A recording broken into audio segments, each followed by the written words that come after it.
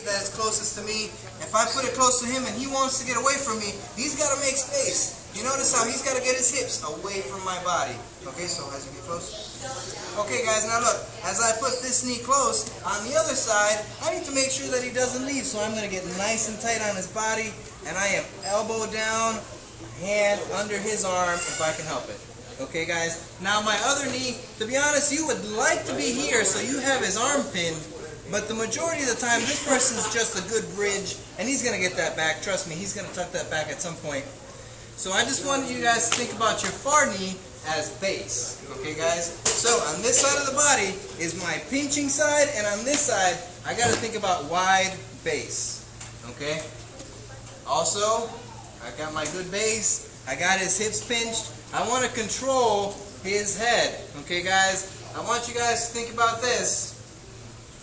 If his head is turned away from me, can his body turn towards me? Anybody? No. No, it cannot. Look guys, if you just pin his chin that way, there's no way that he's going to turn towards you. It's not going to happen. Your neck is just not built that way, guys. So, I'd like everybody here, side control with your shoulder, turning his chin. Look, I don't want to just get here and just put weight on his face. That's not the effect I'm trying to accomplish. So as you're here in this position, lower your shoulder, turn his chin. Okay guys? So you're here again, turn his chin.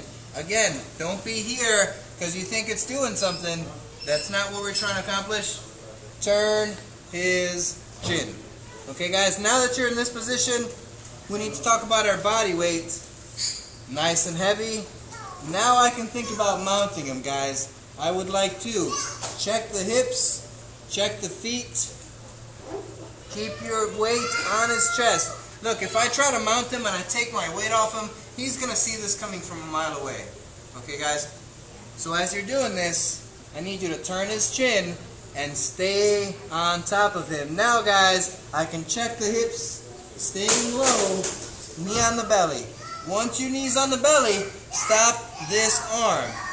Okay guys? Once this is here, he can possibly push it off and shrimp away. So I'd like to stop that. So, I'm pinching, I'm turning his chin, I check the hips, knee goes on the belly. Now I start maybe underhooking, doing a little spider walk to move his hand away. Look guys, if his hand is here on my knee, and I put my hand in there, and I do a good little powerful spider walk, that leaves mine laying open. You guys understand that? So, Why is it being red? Side control, chest pressure, holding his hips down, turn the chin. Heavy with the chest, check, knee on top, stop that arm from blocking your mount, get on top, mount. Now that we're in this position guys, I make my toes touch. Don't worry so much about this, doing this kind of stuff, or crossing your ankles. As long as your toes are touching here, you're right where I want you. Toes touching, knees in, heavy on top. Now look guys, when you're here in jiu-jitsu class, his hands are probably going to be here because he doesn't want to get armbarred. So, think of it this way. If this is a field goal post, I want to shoot my field goal post. Then I'm going to slide around that head, guys. One more time. Shoot my field goal post. Now I need to slide around his head. Notice, guys, when I slide around his head, I mean I'm sliding around his head. I'm not trying to come up here by his shoulder and give him enough space and maybe, yeah, look, I can't have that. When you guys are mounted, you shoot your field goal here, you post, and you slide. You notice that his arm's trapped. It's not going anywhere. Okay? That's exactly where I need to have this. So guys, mount like a field goal. You post. Turn that corner. Now guys, I need to trap his body with the far side leg.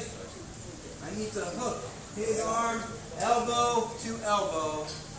Put my weight on top of my opponent. Leg over the top. Squeeze my knees together and fall back to my armbar. Okay guys, one more time from the beginning.